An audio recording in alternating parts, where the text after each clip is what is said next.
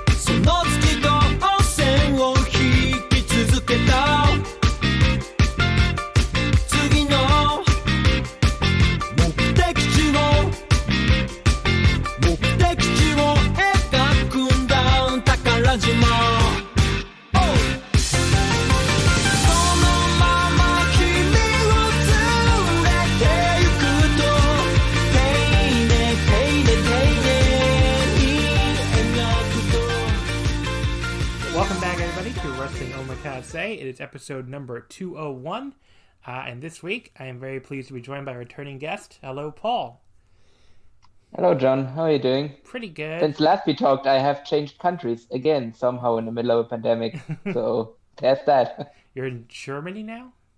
Yeah, now I'm in Germany, and hopefully this time I'm going to stay here a bit longer than I did in Rome. Yeah. I think since we last talked, I got vaccinated, so that's my big news. So that's way better than mine. Yeah, I know. I mean, like, I'm approaching now, like, 2 weeks since I got my first shot, and, you know, since I already had it, I probably have pretty substantial protection, so I'm feeling pretty good. Definitely not worried about COVID or anything right now. I'm going to actually go see my dad in New Jersey tomorrow, so, but yeah, so what's I guess other than changing countries and getting vaccinated, what else has been going on with you? And I got vaccinated. I mean, I guess yeah, I haven't been vaccinated yet. Yeah, no, like I said, like I switched countries. Looking for an apartment right now in Berlin, but luckily it looks like that situation might be solved soon. But yeah, the housing market in the city is beyond belief, really. Yeah, well, I can think of at least one listener is going to be very happy that you're on here already, on again already. Your silky smooth voice and all that. Yeah, exactly. There you go. It's definitely the first time someone has said that about my voice, I suppose. But yes, welcome back to the show. So here today we're going to talk about a pair of New Japan shows and an All Japan show, of course. But yeah, you know, before we get into that, I want to mention to you, by the way, if you're listening as a free feed listener who's not a patron, if you were wondering where we were last week, we took a week off on the free feed. That's something I've been trying to do a little more often when there's nothing big going on in Japanese wrestling, just because I record a lot of podcasts now. Besides the free feed almost every week, I do 2 Patreon exclusive episodes, and not to mention all the other daily audio I do on there with the one match episodes multiple times a week, and now the upcoming New Japan Cup daily audio. So yeah, I mean, there's a lot. I do a lot of audio, and this is definitely going to be something going forward where I take, random weeks off on the free feed. But you never have to miss me if you sign up at the Patreon. So it is, of course, at patreon.com/Wrestling Omakase. Last week, we released a Patreon exclusive episode last weekend. Myself and my buddy Quinlan, who's also been vaccinated, so he was actually able to come over, and we hung out and did a New Japan anniversary show, Retro Roulette, which is definitely a cool theme. We basically picked 5 or 6 random anniversary shows throughout the years, dating back to 1981 even. So they've done a bunch of anniversary shows, so it was we had more to choose from than I thought we would. And we did 6 random matches. We got everything from this awesome Nagata versus Takayama IWGP title match for the Tokyo Dome in 2002, when they billed that as a anniversary show. We did the Okada versus Tiger Mask W, the very mysterious Tiger Mask W match from 2017. we got like this actually kind of terrible tag match with Chono and Liger against Tanahashi and God, who was his partner? Tanahashi and somebody. Then I can't remember who his partner was. It was from 2009 though, and it was like really bad. So that was kind of surprising. But yeah, I mean that episode was a lot of fun. So that's available on the Patreon right now. And it's a good way to get excited for the the upcoming anniversary show this week. So I definitely think that you'll enjoy that if you're a New Japan fan at all. And so that's on the Patreon right now. And obviously coming up, I would tell you, by the way, wait till tomorrow if you happen to be listening to this on Sunday the 28th. Wait till tomorrow to sign up, Monday, March 1st, because then you'll get charged twice, and I don't want you to do that. So I'm not that hard up for money that I want you to get charged twice in 2 days. So yeah, wait till Monday, March 1st. It's a new month, and you'll get the full month, and you can go back and listen to everything we recorded in February, including that anniversary show, Retro Roulette I just talked about, and perhaps more importantly, you will get daily audio coverage of the New Japan Cup throughout the month of March. So every New Japan Cup show, every day, I will cover. The only exceptions being when we cover occasional New Japan Cup shows on the free Omakase. But every other show will only be on the Patreon. And we'll be doing a New Japan Cup Pick'em this Wednesday on March 3rd for, just a couple days before the New Japan Cup starts, where I have 4 guests for that. A lot of people volunteered. So, Suit Williams, Sean Cedar, Jerry Evans, and Griffin Peltier. Hope I'm pronouncing that correctly. All Voice Wrestling contributors. They all volunteered. So we'll all be doing our brackets live on the air. And again, that will be exclusive to the Patreon. So if you want to get hyped for the New Japan Cup, the brackets aren't out as we're recording this, but they should be out, late night Sunday, Eastern time. That'll be a lot of fun. So that'll be on Wednesday. And again, exclusively on the Patreon. And then daily audio coverage will be on the Patreon. And, if you stick around for April, we'll have daily audio coverage of the Champion Carnival, too. So it'll be a lot of fun. So definitely check out, all of our tournament coverage, all of our one-match episodes, all the cool stuff we do on there. And everything I just said, only $5. It's a steal. You're robbing me at gunpoint.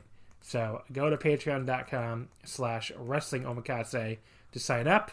And again, if this happens to get up on the February 28th, I just wait a day to sign up. Wait till it's March 1st because I don't want you to get double charged because I'm, not trying to rip anybody off here.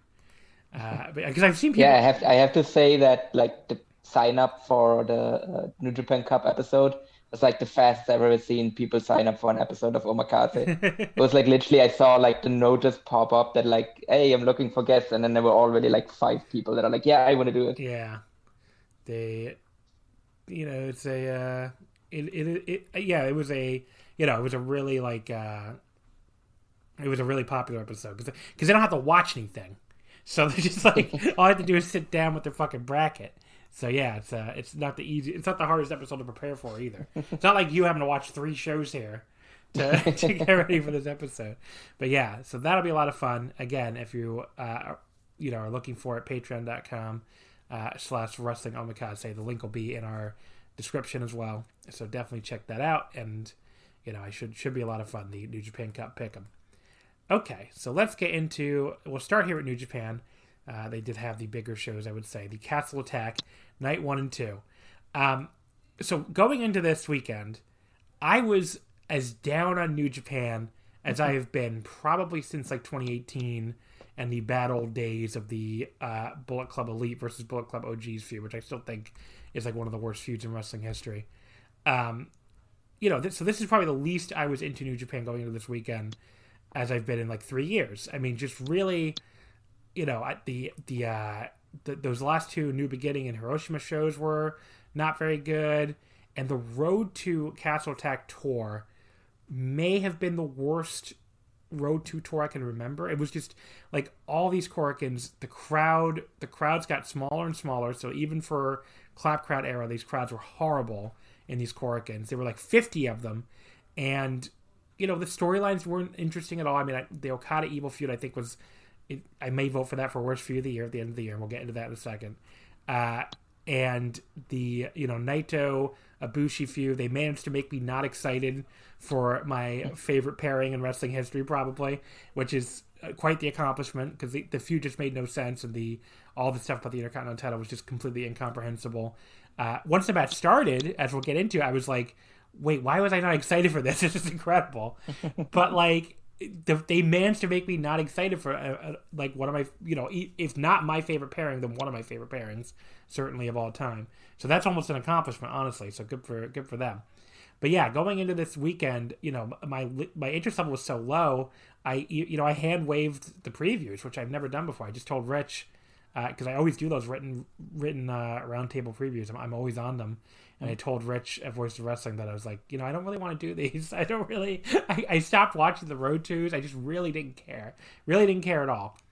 Now... I don't think we even put up any previews. Yeah, nobody else volunteered. Don't remember, yeah. Nobody else volunteered. Yeah. I mean, I'm not really surprised because I usually have to, cajole people into joining at this point. But yeah, it was, we didn't do any previews for them. Our interest level was very low. Clearly, I wasn't the only one. But, once these cards came around, they kind of ended up being exactly what I thought they would be, I guess. When on paper, I thought night one looked horrible, and night one was pretty much horrible. And I thought night two, when I really got down to it and it was got past my problem with the bill, I'm like, well, night two does look pretty awesome. And night two, if anything, over-delivered. Night two was fucking great. So it pretty much ended up being, at the end of the day, exactly what I thought these two shows would be. And, I don't think you could be like, New Japan is back. I kind of treat that as a joke.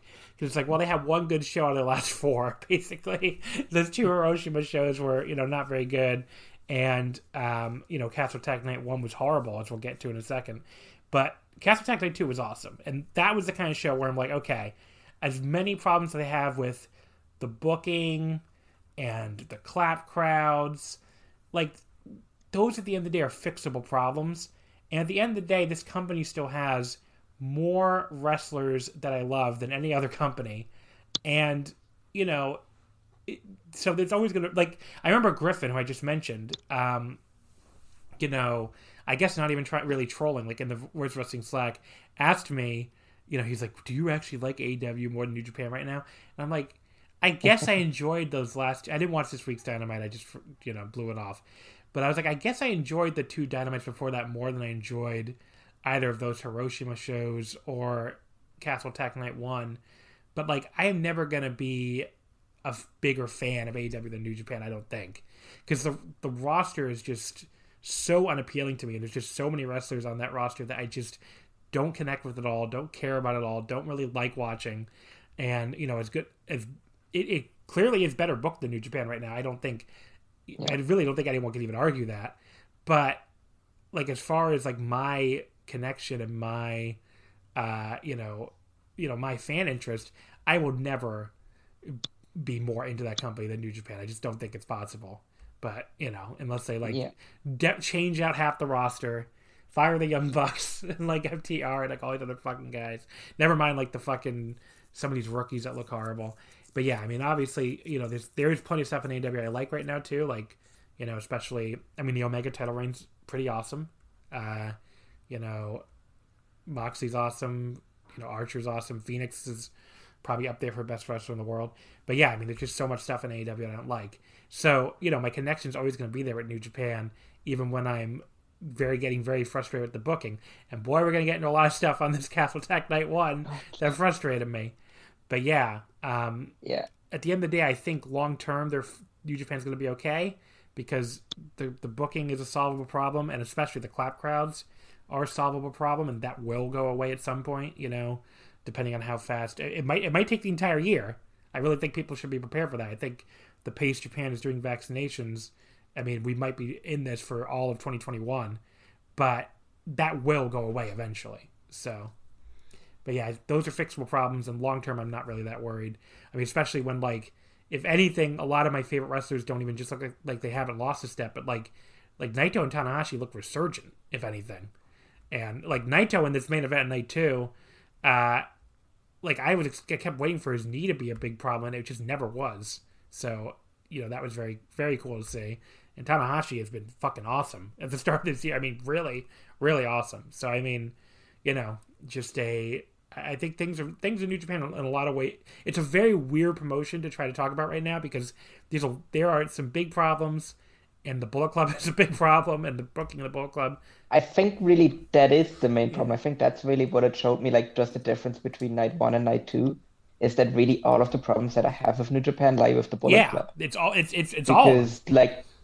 Yeah, well, because when it was like like when they were like not really involved at all on night 2, that was a great show, and then obviously like night 1 was just all Bullet Club all the time, and it was just horrific and terrible. Yeah, and it's like the way they booked the Bullet Club too, because there were Bullet Club wrestlers on night 2, God and ELP, but God, I mean, their finish for them was practically clean.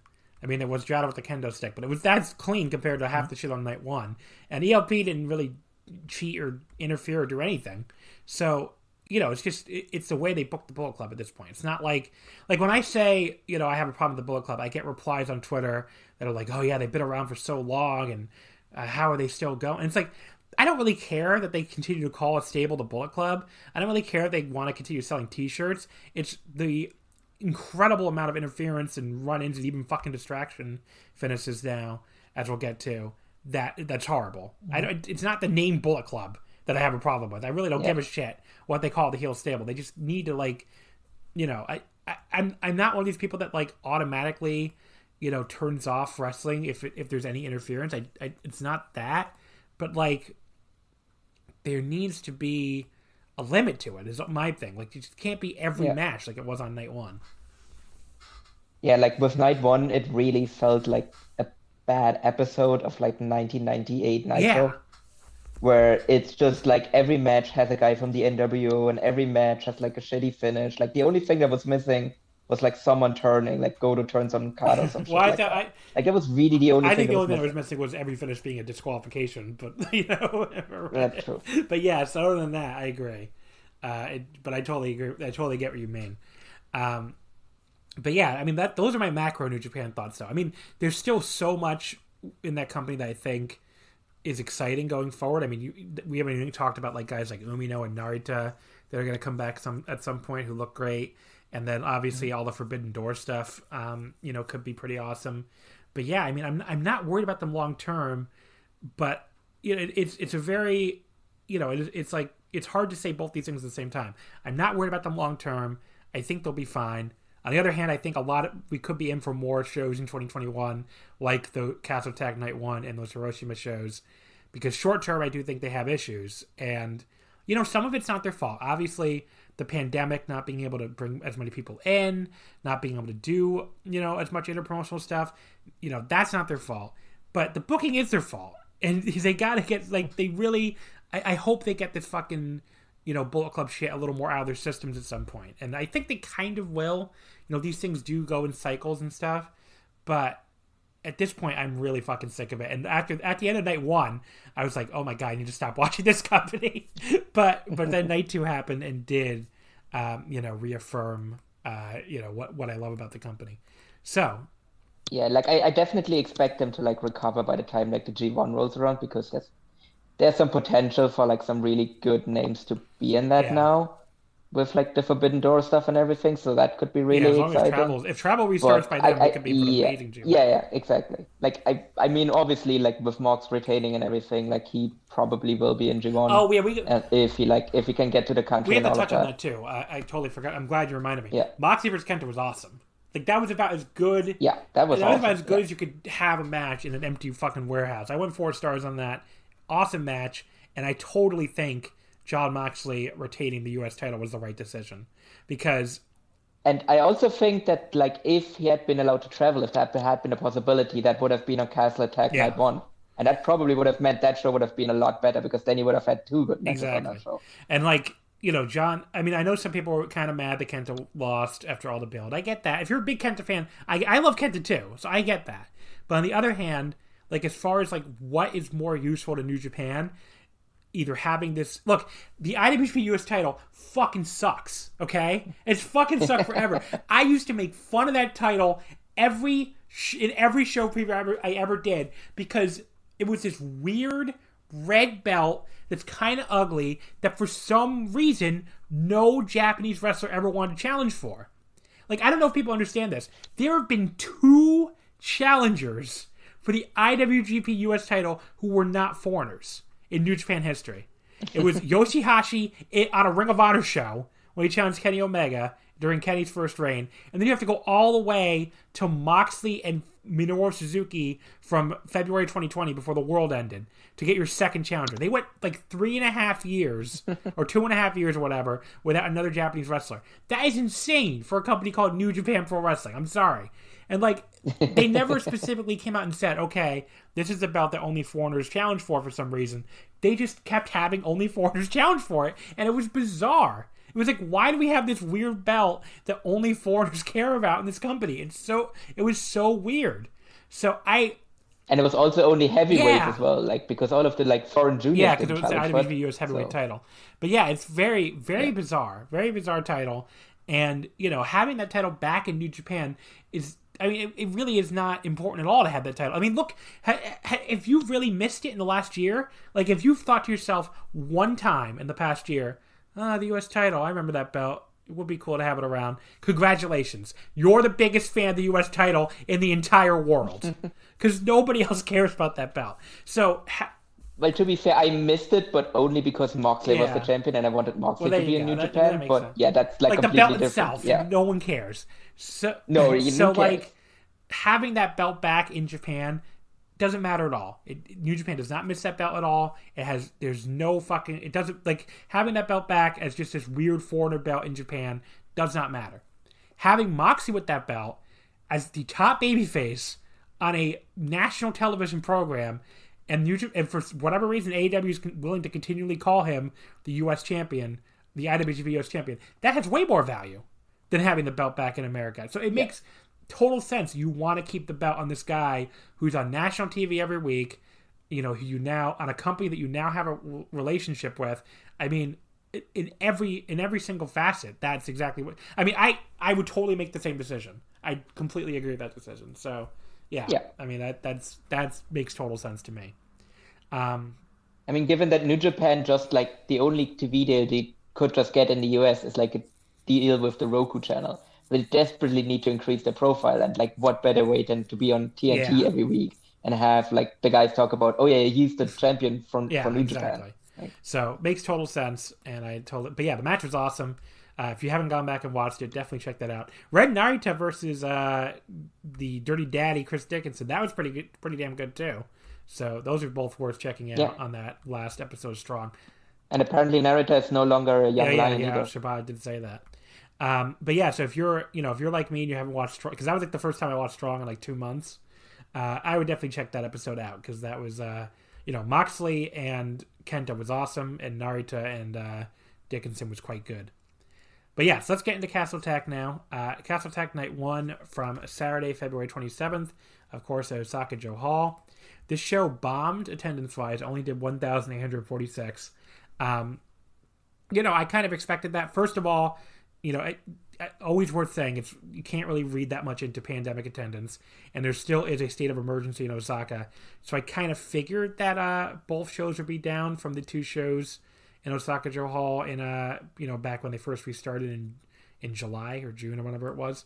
But this show I think just did so much worse than Night 2 that I think which I kind of figured going in it would, because looking at like Lawson Ticket, the ticket sales site, Night 2 was always way ahead.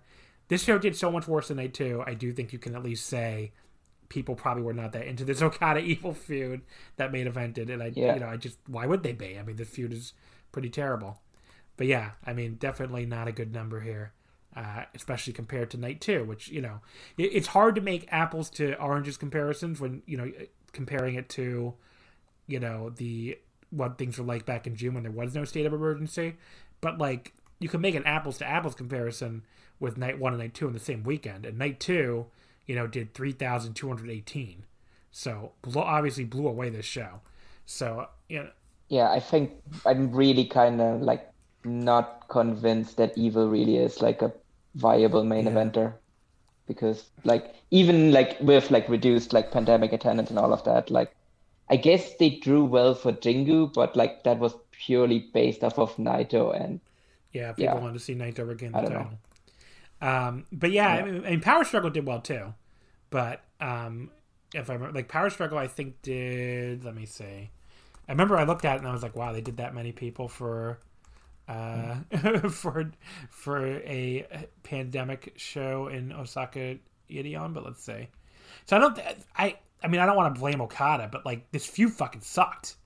So I think that's a big part of it. Again, so Naito, Power Struggle did 2008-34, which I think would have been a sellout for the pandemic Ideon, because the normal capacity is like 55, so they're doing less than half. Mm-hmm. So Naito Evil, same city, not the same building, and not yet under a under a state of emergency, did almost more than 1,000 fans more. So I mean that was a feud that was over. This feud was not over.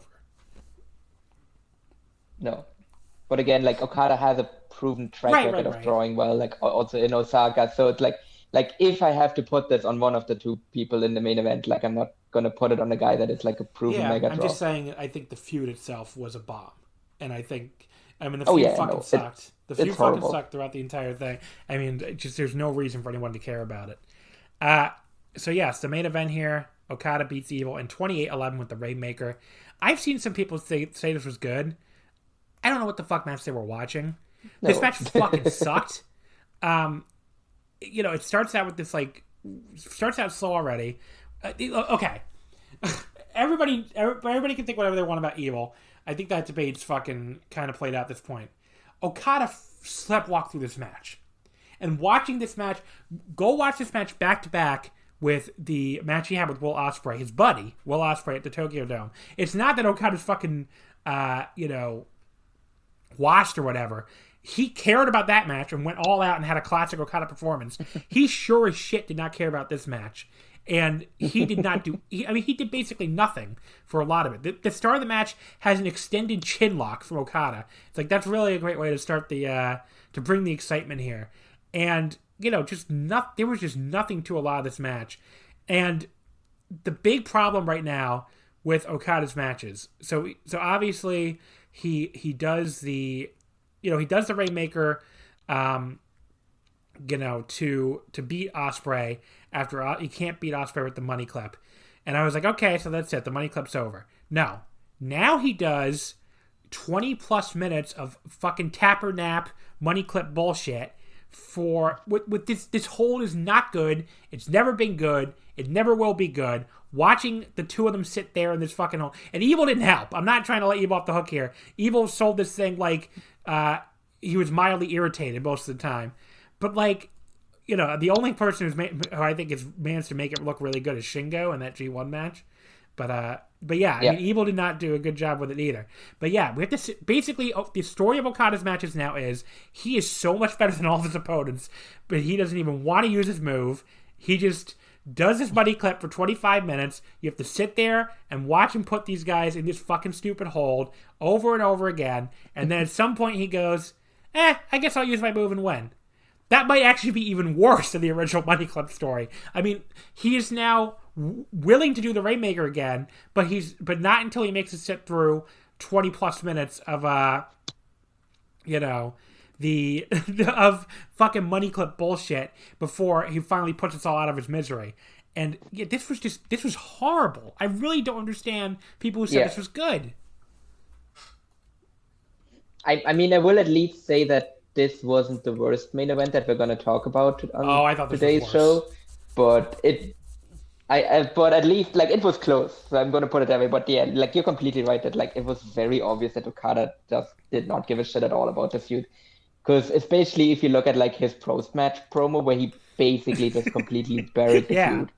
He almost talking about WCW, he almost caught a shoot promo on New Japan for making him do this feud with Evil. Yeah, I don't know. I just don't know what people this was so much worse than the Naito Evil matches, even the one I didn't like at all, the Summer Struggle one. I mean, Okada, he just basically just kept reapplying this fucking Money Clip, and there was just no sense of drama at all. I never thought Evil was actually going to lose to it. We had all the fucking normal bullshit with Dick Togo coming in with the spoilers choker. the only moment of the match I really liked was Okada hitting his own low blow on Evil after Evil hit the low blow, because I do like it when the wrestlers fighting the Bullet Club are like, you know what, fuck these guys, I'm just gonna cheat too.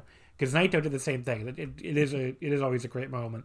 But yeah, I mean, I don't know, just the only thing that sort of saved it was they had a kind of hot closing stretch, I guess, with like the reversals of each other's moves. And Okada fucking up the tombstone at the end, I think that was a fuck up. Ended up turning into a Michidoku driver. That looked kind of cool, and he should probably just do that as a new variant or something. But yeah, I mean, that got up to 2.25 for me. It was a below average match because before that closing stretch that I thought was actually pretty good, it was going to be like 1 star. So I bumped it up to like 2.25. But yeah, I fucking hate Money Clip Okada. I fucking just hated almost all of this match. It's just not a good story. Like, if Okada got on the mic after the match and, showed some vulnerability and was like, I really wanted to use this money clip. It's really frustrating that I can't beat anybody with this money clip, except low-level guys. And I hate that I have to go to the Rainmaker, but Evil made me do it. Like, put over Evil. Like, it's like, oh, Evil maybe. Like, really, like, fucking drive the story home. Maybe that would be okay. Instead, he gets on the mic and, like you said, completely buries Evil. Completely buries the concept of feuding with Evil. Doesn't even seem to care that he can't actually win with his money clip and keeps having to do the Rainmaker. So if you don't care, then why the fuck are you doing this move at all? Why are you making us sit through 25 minutes of tapper nap? You've just been clipped bullshit. I just don't understand it at all. And fucking Evil. This guy, they should have, like, if this is what they were going to do with this guy, they should have left him in LIJ as the big beefy guy who does lariats, because they have basically buried this guy since he won the double titles. Like, go back and look at his booking, okay? He has lost pretty much in every major situation since he won the double titles. He almost lost the belts to a junior, if Dick Togo didn't run in. He lost to Naito despite Dick Togo's, help in Summer Struggle. So he immediately lost the belts 50 days after he won them. He beat Naito in the G1 again with plenty of help, I believe. So whatever, who cares? And then, he loses Naito again at Power Struggle despite Dick Togo and fucking Jay White trying to help him. Then he loses to Sonata to the Tokyo Dome. Again, despite Dick Togo trying to help him. Then he spends 2 months ducking Okada and not giving him a singles match. And like a complete coward. And then he gives him a singles match and he gets his ass beat again. Even though Dick Togo was trying to help him throughout. I mean, this guy looks like a fucking jobber. And like, I don't really understand this. Yeah. Like, he doesn't look like a top star or top heel at all. He looks like a fucking dork. And I like Evil. I like Evil more than a lot of people. And they are booking this guy like he's a fucking geek. And I really don't understand it. But I don't know. And he's probably also going to lose, because I assume at some point this year Jay White and him are going to feud, and he's going to lose that feud as well. I mean, they aren't even teasing it anymore, which makes me think it's not going to happen until next year's Wrestle Kingdom or something. But yeah, I don't know. I mean, just the way this guy has been booked since winning the double titles, it's why put the double... this is, again, where New Japan's booking has been pretty bad. It's why put the double titles on this guy and then immediately make him look like the biggest geek in the company? It just... this entire feud with Okada and this match buried this guy. I mean, I don't use that word lightly. It made this guy look like a fucking moron. So I really don't get it at all. I don't understand what they're doing. So... maybe my prediction will come true and Tim and Sonata will just shake hands soon and reform the tag team. That would be a complete burial when he just goes yeah, actually I'm really shit and I can't even win when I have 50 people help me. So Sonata, let's just put the band back together. I don't know. Some people said this match was good. I don't really get it at all. I mean, I guess like I said, the last 2 or 3 minutes of this 28-minute match were pretty good, but it's not worth sitting through. Again, 28 minutes and 20 of them at least was all this fucking tapper nap bullshit. I just cannot take that fucking money clip. So whatever. I was joking on either on Twitter or on Slack, I don't remember, about obviously the AEW fans are all excited about Okada coming and maybe wrestling Kenny, but it's I hope you know what you're getting. You're not getting Wrestle Kingdom 11 Okada. You're getting tapper nap. You've just been clipped Okada. So have fun with that. I mean, just I can't wait until he taps out Kenny with the Money Clip live on Dynamite. Any other final thoughts, I guess, on Okada versus Evil? No. I mean, I guess Okada's gonna win the IWGP title from Ibushi when he wins like New Japan Cup, which I guess is gonna make Naito look like even more of a geek. So that's I don't think probably Okada's not winning. great. You think he's winning the Japan Cup? Yeah, I think he's winning back the belt because he's gonna do the thing where he's gonna go like, yeah, I don't want that IC title, I just want the IWGP title, and that's how they split it up. If they split it up, I don't even know anymore what they're doing. I think Coda's just unifying them, but I don't know. Yeah, I guess maybe. We'll see. The semi-main event here, Jay White defeats Tomohiro Ishii in 25-42 with the Blade Runner. So this was really good, especially by the end. I really like this. I will say, I thought it was a little... I didn't have it at the same level as some people. I just thought the match just went, like, again, 25 minutes. Definitely should have cut 10 minutes of that because, like, you know, basically we got all the way to the 15-minute call with, like, just a lot of very slow action. You know, a lot of Jay's endless stalling in the first 5 minutes. Sometimes that works for me. Sometimes it doesn't. And this was definitely a doesn't.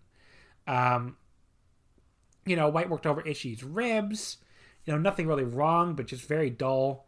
And it was on a show that really hadn't been a barn burner leading up to this match.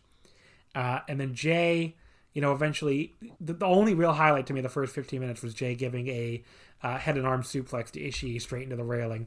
That looked pretty nasty. But, you know, after the 15-minute mark, it really picked up. But that's you know, it was just not like the first 15 minutes just did not blow me away, and that's a long time, you know. So I mean, that's why I can't really go higher. But yeah, no, I mean, it was the best match on the show by far. I mean, it's not really a big accomplishment since every other match was bad, but like it was still. I felt a little bit disappointed, even though it was a really good match, just because it felt. And that might be more to do that I had different expectations for White when he came back. Because he basically just came back, like, because they did this whole storyline of him, like, oh, is he leaving? Is he not leaving? And he comes back and he's just the same. Like, in a way, I feel like he's almost gone back a little to, like, what he was, like, doing in 2019, rather than, like, how he was wrestling in 2020. So, like, it was a good match, but it felt like I was, like, I felt that he regressed a little bit almost. And again, that could be part of their like long-term storyline, but like it is still a little weird that he just like came back as like the same Jay White that he was before. Agree. But yeah, so like everything after the 15-minute mark was really awesome. So, you know, like just, you know, Ishii, like there was a great moment where like the silence of the building really worked, where like Ishii was like trying to walk through Jay's elbows and just like keep no-selling them, and all you could hear was Gato's like pained, like, oh no, from the floor as he like kept shrugging off Jay's attacks. That was really cool.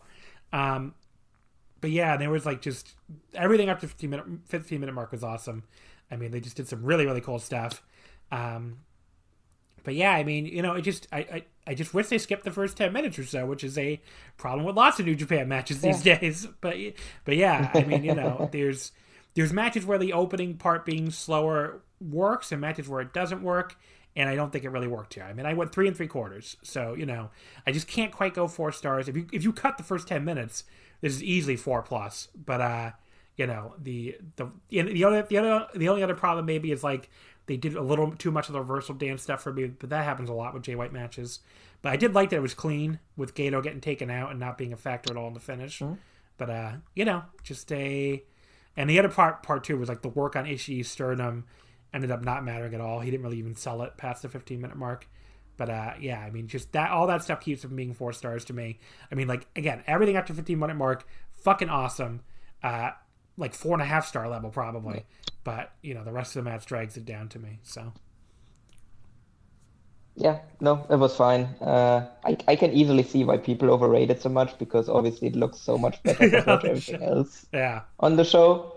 So like that's probably why so many people have this as like a 4-star match. But yeah, it didn't really get there for me at all. I think if you're looking for something to watch from the show, this is obviously it. But being that it's so long, I think it's also easily skippable. So, Yeah. Like, just skip exactly. Match number 4. Toru Yano beats Chase Owens in 12:50 in the YTR-style Texas strap match to retain the KOPW 2021. I'm going to be honest with you. I did not pay any attention to this match. I don't even feel comfortable giving it a rating. I'm over this KOPW stuff. Like, just completely over it. Chase Owens, probably a pervert. Just don't care about him. And if you liked it, listener, more power to you. Yano won. Good for him. I just don't have any. I don't have any thoughts on this. Just it's a match that Yeah, happened. no. The only thing, the only thing I can say is that, like, when I watched this match, and as you had, didn't really pay all that much attention, but that's really when, like, the thought came to me that, like, this show is like a 1998 Nitro, because that's exactly like the type of match you would have had on that show as well. Yeah, exactly. Then we had so these two matches basically led right into each other. Hiroki Goto beat Tama Tonga in 6:39 with the GTR. It started right from the post-match attack in the previous match, which we'll get to in a second. It's not something New Japan does often, so that was kind of cool, I guess. But yeah, this was easily the better of the two singles matches. I thought Tama did a good job matching Goto's fast pace, and their big elaborate counter sequence at the end, maybe a little hokey, but I liked that it led right to the finish for Goto hitting the GTR at least. So I would go 3 stars, better than I expected. It's probably helped they kept it short, but fine little match. Yeah, I did like that they did the Heyman special here of, like, the one match ends and it, like, leads straight into the other one. That was pretty cool. Yeah, I don't know. The match was short. And, like, I didn't really like it otherwise. Like, Goto did well, but I'm just completely done with Tama Tonga. I mean, he has just given up. Now that he's, like, shaved off his beard, he's basically lost, like, I realized that was the actually only interesting part about him was his beard. Because without it, he just looks like such a complete jobber. And I just can't take him seriously. Match number 2, Tonga Loa beats Yoshihashi in 12:58 with the ape shit. This was really dull. Like, they just were trading holds, very slow striking. Yoshi was working on Tonga's arm in a very uninteresting manner before Jado, like, tripped him up from the floor to let Tonga go to work. Tonga, like, I don't know. He's been watching too many Roman Reigns matches or something. His mid-match dialogue was pretty terrible in this match. Like, I've been like praising his ring work a lot, and I think it's gotten a lot better. But, like, man, you gotta stop the Roman Reigns mid-match promos here. Like, he was screaming at him, "Don't you die on me!" I was like, so fucking goofy. Like, just really did not work at all. And then just as the match was starting to get decent, we had a fucking WWE style distraction finish. Tama Tonga comes down. Yoshihashi notices him there, so he just fucking stares at him while trying to get Tonga in the karma. And Tonga immediately counters the apeshit for the win. I will say it wasn't as bad as your normal WWE distraction finish because Yoshihashi didn't just drop Tonga lower and, like, walk to the ropes and be like, "Hey, I know you. You're a guy," and completely forget about his actual opponent. But I still fucking hate it. Like, I would rather have actual interference every day of the week than fucking distraction. Distraction finishes is the worst in the world. Do not do them. I went 2.5 stars. Just a nothing match most of the way. Bad finish. The end was fine, which took it up to, like, I guess, average. So 2.5 is probably even generous. But, just a very average match. Yeah, no. I mean, the only way it would have been worse if instead of Tama coming out, they had just played the GOD's music, and that would have been a distraction for Yoshihashi, where he just, like, starts looking at the entranceway and that's how he loses. Because that would have been complete WWE bullshit. But yeah, otherwise, I don't know. There was really nothing to the match, and I'm still not sure which submission hold is actually worse, the butterfly lock or the they're both Money Clip. terrible. Because they're both terrible. At least Shingo did. At least there's some people that managed to, like, make the Money Clip look good. But, like, I don't think anyone has ever actually managed to make Yoshihashi's well, when he does the butterfly one lock with, like, look the good. hammerlock now, it looks okay. But other than that, yeah, the regular butterfly lock looks terrible. The opener was a 6-man tag team match. The team of the Great Okan, Will Ospreay and Jeff Cobb defeated Tanahashi and Tenkoji. Ospreay pinned Tenzan in 10:22 with the Oz Cutter. This was pretty good, I thought. I thought this was the second best match on the show. Better opener than I expected. It was really fun watching Tanahashi run wild on the Empire team about 5 minutes in. And then Tenzan's continued pain at being unable to do the Mongolian chop was very sad, although he would do it soon, we found out. But yeah, Okan delivered the Eliminator to Tanahashi. Cobb gave Kojima the Tour of the Islands, and then Cobb and Okan held Tenzan for the Ozcutter.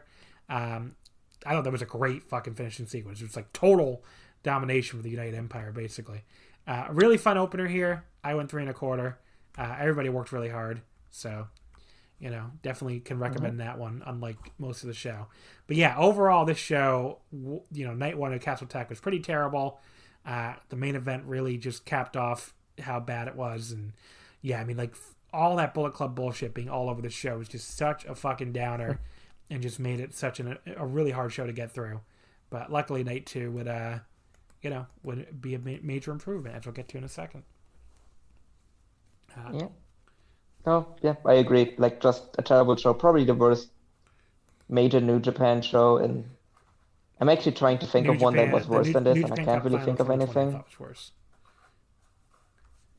Yeah, that was pretty bad too. Yeah. Okay. That was also guess what the I actually have mostly deleted that show off of my brain. I reviewed that show, and I really only remember the turn. Okada Evil. So. Yeah, I know. But like, at least that had the turn. But it's like the only thing I actually remember about the show, to be honest. Castle Attack Night 2, February 28th. That was, of course, today, Sunday. A much, much better show. And the attendance, 3,218. Well above Night 1. Below the Dominion from last year, which was not during a state of emergency in the same building. That was 3,898. It was about on par with the New Japan Cup final, which was 3,318. So I would say a very good number, especially for a, again, state of emergency pandemic, So people definitely are interested in this main event. And the main event, I think it's very easy to see that Naito is like very clearly like the biggest draw in Osaka. I mean, I don't think that's a surprise, but like that really the main event, Kota Ibushi defeating Tetsuya Naito in 27:50, the Kamigoe to retain the Intercontinental title, his third defense. Yeah, this was, I mean, absolutely out fucking standing match. I mean, it's really, I really gonna have to watch this back to back with the Tokyo Dome one to decide which one I like better. They're essentially tied for my match of the year right now. I mean, just an incredible match here. First of all, we got this new IC title history video with all the champions. That ruled. It was a great fake out for Ibushi winning and probably unifying them anyway. But yeah, it was a great little like video going through all the previous IC champions. And I love that Naito's little moment in the video was him just tossing that IC belt and sending it fucking flying. That was just so fitting. So great video. Naito came out in his white suit, of course, because he's trying to win the white belt here. Yeah, the match did start out slow to the point where I thought they were probably going to go even longer than they did. But Naito, it actually then sped up a little sooner than I was expecting, so I guess I should have known. But yeah, we got like this fun little running sequence, which ended with Naito throwing Ibushi straight up in the air and then hitting this really cool drop kick to the leg on his way down, which started him just working over the leg for a while. And Naito, there was this awesome moment where he applied this figure four in the ring, and he is like grinning at him like a maniac, and Kota's selling like crazy, and it's just like the entire, like, I don't know, it almost felt like it encapsulated both guys, and they're both so great there. And Kota ends up getting the ropes. That was just before the 10-minute call. If you want to nitpick, which I guess is the only reason why I didn't give it 5. Kota came back with like a huge drop kick. Not the first move I'd throw after 5 minutes of leg work, but he did go down, selling the leg heavily at least, so that was good. And then Naito put a stop to Ibushi's rally with like this one single slap that just dropped him, and then gave another big drop kick to the back, and then went back to the leg again. And then Naito hit this huge swinging DDT off the ropes, and that led to this really fun elbow exchange before Naito went to the leg again. He took Ibushi down to the mat and put him in an inverted figure four this time. Kept working over the leg, and then did the repeated elbows in the corner, and then did this like. So he has tried to do this variation of like almost a diamond dust, which is like this insane flipping DDT. I don't remember what he calls it. I think it might be on the back of my jacket. Let me see. Yes, the Esperanza is what he calls it, I think. And Nicole just gave me a look because I just pronounced that very badly in Spanish, I'm sure. Do you want to tell the people how it should be? I mean, I would have to see it, but I think it's supposed to be Esperanza. Yeah, right there. Esperanza. Yeah. What does that mean? Do you know? I think it's like hope or something, but I'm not sure. You should look it up. It is definitely a word. I just can't remember it offhand. Well, there you go. But yeah, so anyway, so he stopped doing it for a while because it looked horrible every time he did it. But they fucking pulled this off perfectly. And Kota, like, basically took this bump fucking straight down on his neck, because of course he did. And it was like one of the sickest bumps I've ever seen. Just an incredible bump by Kota Ibushi. And then Naito followed up with the Gloria as he got the 20-minute call. And then everything in this match went completely insane. Kota like came back by driving Naito on the turnbuckle pad off the top rope. Hits a big middle kick. He gets the Swan Dive German. If people probably know the Swan Dive German by now, it always looks like it kills guys anyway. But Naito looked like he actually suffered a fatality here. I mean, he landed directly on his fucking head and shoulders. It was one of the sickest bumps I've ever seen. Kota hit a big power bomb. Naito came back with the Valentia, left both guys down. And then Ibushi hits an absolutely insane short arm lariat, like pulls Naito in, nearly takes his goddamn head off, and Naito takes one of the best lariat bumps I've ever seen. Naito then came back with a running Destino. Kota, like, again, probably took the sickest bump of all time for that move too, just like landed right on his neck. That got a 2 count. Naito, went for another Destino. Ibushi caught him up on his shoulder. Naito fought his way down, ran up for it again, but ran right into a high kick from Kota. That was so awesome. And then Kota followed up with a huge step-up knee. And then Kota delivered the Kamigoye to the back of the head, went for it for the front.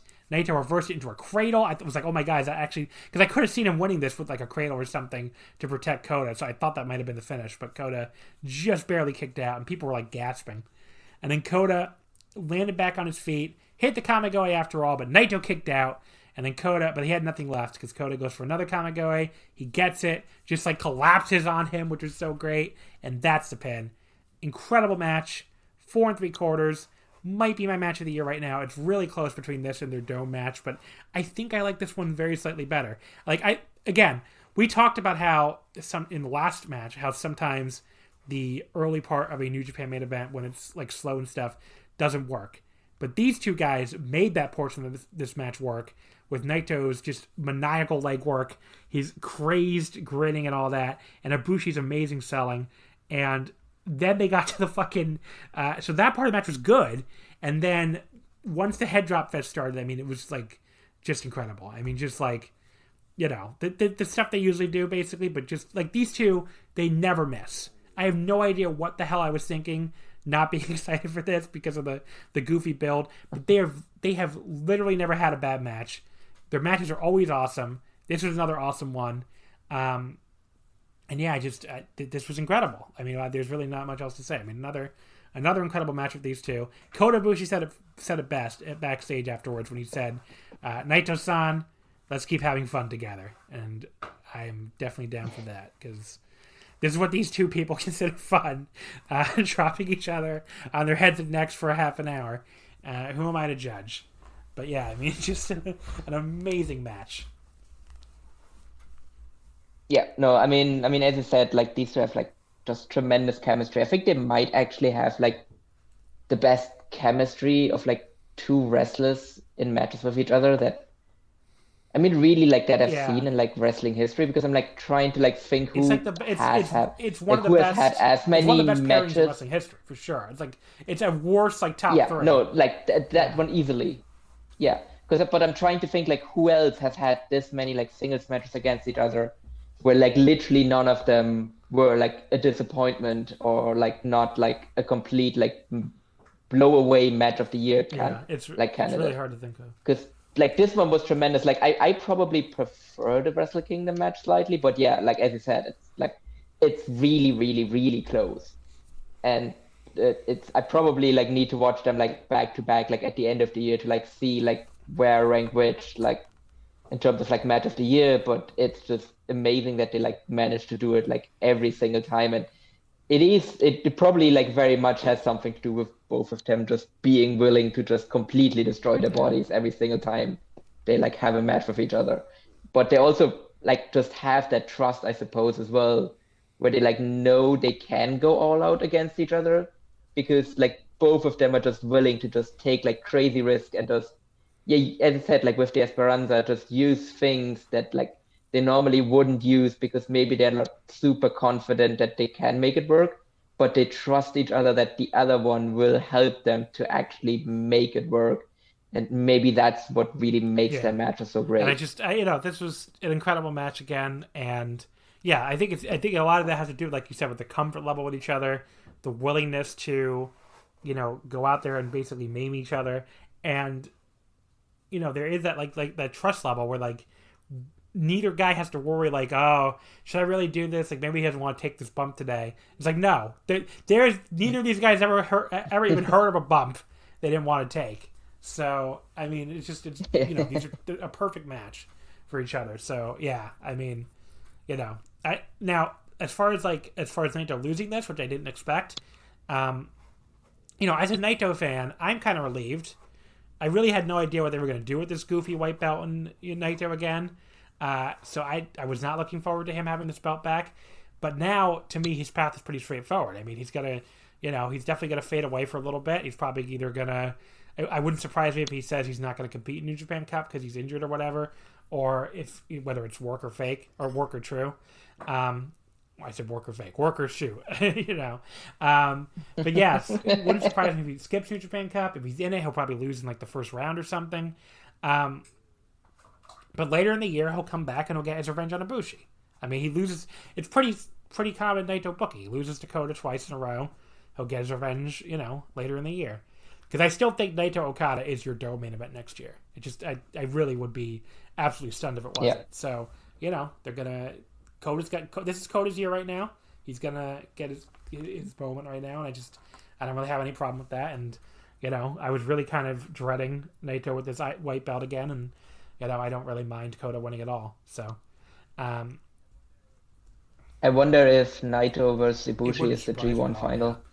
But yeah, Naito, this is the other thing too, like if they really are unifying these titles and the IC titles going away, I mean, this was the perfect swan song for this belt. I mean, you start with that cool ass, here's all the IC champions video, you give one last big main event for the title, and it's another chapter in probably the best Intercontinental title feud of all time. So like, I mean, it made perfect sense if this was the end of the IC title. So especially because it's like in the venue where like they arguably had the best match for that title in 2019. Yeah. So. Yeah, which was tremendous. Like, well, to be fair, I personally would still put Ibushi Nakamura as like the better. It's very close. I think title match, but like I can very easily see that like in New Japan canon because obviously Nakamura has been like shuffled to the background a bit. So I wouldn't be surprised if they're just kind of trying to like present us like that's the key IC title match. It's like the greatest IC title match ever. And yeah, I guess it makes sense to like get rid of it now. But I'm wondering actually if like, because I'm still thinking that Okada's going to challenge as well. And I'm wondering because again, if Ibushi doesn't unify them now, where maybe Okada challenges for it and he just challenges for the IWGP heavyweight.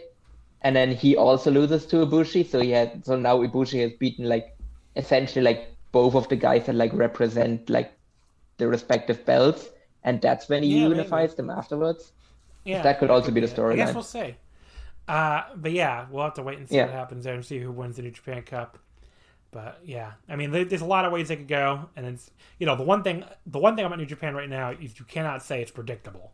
So I mean, it's definitely not a predictable company right now, which is it's good and bad. But I definitely do. I think that's one of the better things about their booking right now. So, but yeah.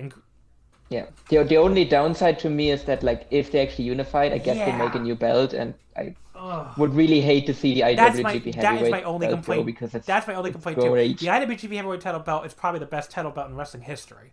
So that would be a real big loss if we lost that title belt. But what are you gonna do?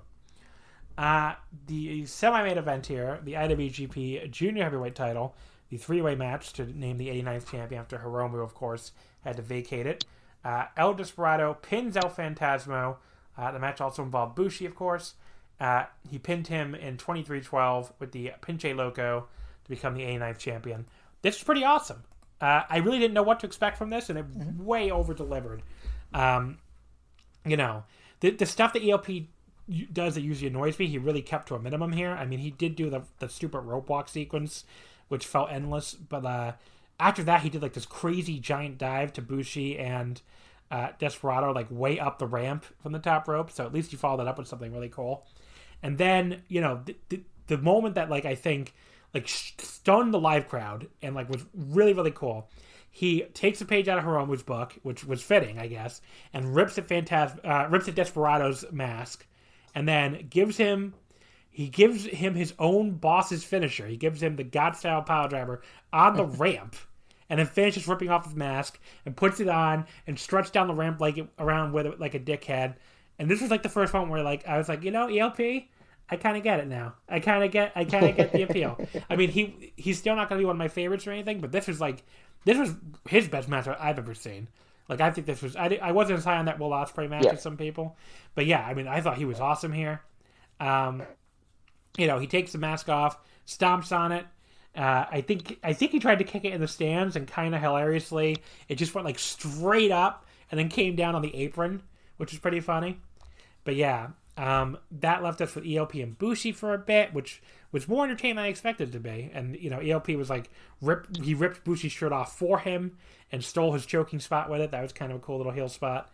But the Desperado staggers back to the ring with a new mask. He fights off both guys, hits this huge tope con hilo to Phantasmo on the floor just for the 15-minute mark. That was awesome. But ELP comes back with the Styles Clash with Desperado when Desperado had blocked the CR2 at first.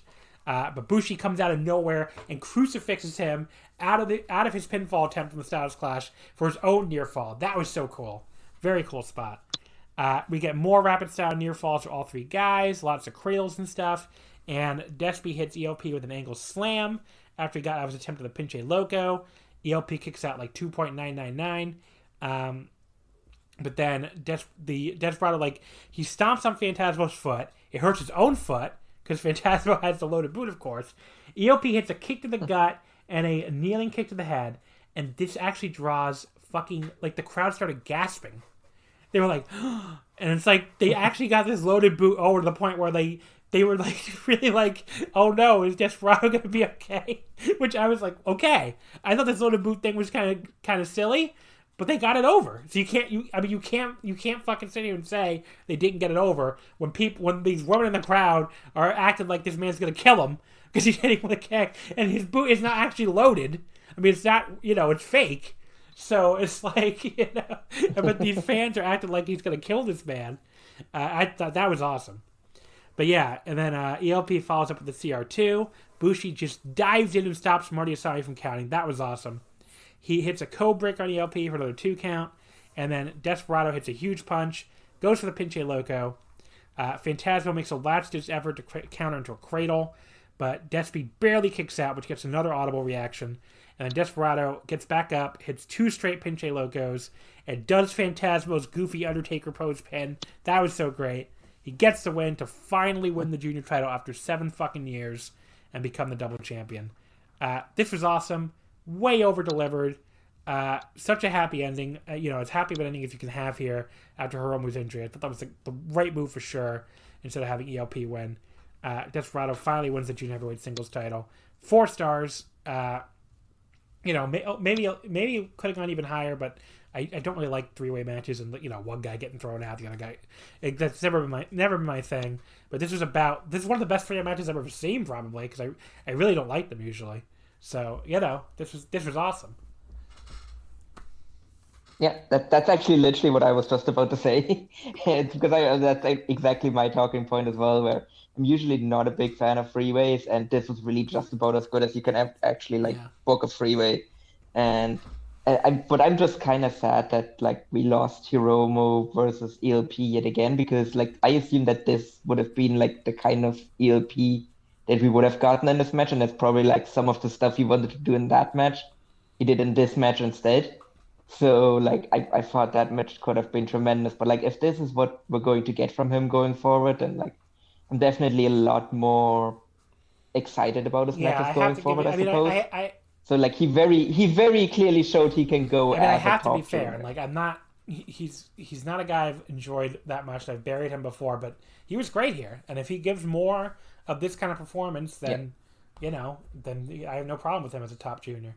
Um, Yeah, but even with that, I am kind of worried about yeah. Best of the Super Juniors, though, because that could be very Speaking dire. of top level juniors, the Chris Charlton call. I was watching the Japanese broadcast. So I did not hear this originally, so I had to go back and watch it. But yeah, Chris Charlton goes mid level junior, forget that or whatever. He's the best junior in the world. Yeah, It no, was I great. did It was pop. Yeah, great. I popped when I heard that on commentary. But It was yeah, tremendous. this was an awesome match here. Definitely over delivered for me. And of course, after winning the junior title, Desperado came out to challenge Ibushi, which okay. On one hand, it means we probably missed out on Ibushi versus Hiromu, which definitely would have been awesome. And they were building to it throughout the last tour with the New Beginning tour with all the little promos backstage. On the other hand, this is a great full circle thing because obviously Desperado debuted 7 years ago, not 8 years ago, as Coda said repeatedly. I want to know, okay, it's Kota Ibushi, so there's a million different possibilities. Does he think it was 2013? Does he think 2021 minus 2014 is 8 instead of 7? Or does he think it's 2022? I would buy any of those three answers. For why he said it was 8 instead of 8. I mean, the thing is, Kota Ibushi falls on his head for a living, so yeah, that's pretty much all I But got yeah, to say so on that Kota one. Ibushi, it's and El Desperado. I mean, that was Desperado's first feud. He came in the company as a babyface in Hontai, challenged Kota for the junior title, lost to him in Osaka in February, and then turned on him a few months later to join Suzuki-gun. But yeah, I mean, this is like full circle here. Now we're going to have a match at the anniversary show. It hasn't been announced yet, but it sounds like it'll be for the double titles, which is kind of crazy if that does happen. But I guess we'll have to wait and see. That would be. Could you imagine Quadruple El champion. Desperado carrying like he wins all of the belts, all of them. But yeah, this was awesome and great moment for Desperado. Really made the best out of a bad situation with Hiromu getting injured. So, match number 4, the never openweight title. Hiroshi Tanahashi surprisingly beats Great Okan with a crucifix hold in 1844 to make his first defense of the never openweight title. This was another awesome match. This top 3 of the show. I mean, again, if you've been down on New Japan, I get it, but the top 3 of the show are so worth your time. I mean, all 3 matches here were great. So Okan was like he came out with these new parachute pants, not like his old ones. Like these red and blue ones. They look I like them better than the other ones. So, but yeah, he beats on Tanahashi around ringside. So he had been trying to tell Yota Tsuji to basically turn on Tanahashi and join the United Empire. So he held Tanahashi for Tsuji at ringside. Tsuji like kept teasing he was going to hit him, but then wouldn't actually do it. So that was like our first tease here. And then Okan, there was a great moment where Tanahashi was going to go for the dragon screw. This is pretty early on still. But Okan takes that big taped up hand and gives him this huge throat thrust right to the throat. Obviously, a throat thrust is to the throat. But yeah, so a huge throat thrust to Tanahashi to break up the dragon screw. So that was really, really cool. But then Tanahashi put him down, but then with a big flying forearm right after that, just before the 5-minute call. But yeah, so Tanahashi worked over Okan's leg for a while. The thing that I don't think Okan gets any credit for, so far, I mean, a lot of things in a lot of circles, is his selling. I think his selling is really good. And his selling here was, I thought, really, really good of Tanahashi's leg work. He takes really great bumps, too, as he did throughout this match. Yeah, I think he could be a really good babyface at some point down the line as well. Tanahashi later counters the Eliminator by hitting the single slap to the face, which I have to say Okan didn't sell that nearly as well as he sold his leg. He just kind of acted like he was stunned and then went straight down, kind of goofy fashion. But the slap was cool. Afterward, Okan collides with the ref, so we got a ref bump, which I'm sure got many groans, but really it wasn't that bad. Okan hits a huge straight punch to the face. That looked pretty great. And then he starts yelling for Tsuji to throw a chair in the ring. Tsuji teases it forever. He actually starts banging his head with the chair like he doesn't know what he should do. That was great. And then finally slides it all the way to Tanahashi instead. Tanahashi sits down in the chair, does Okan's pose. I thought that was pretty great too. And then Okan runs into him, but runs after him.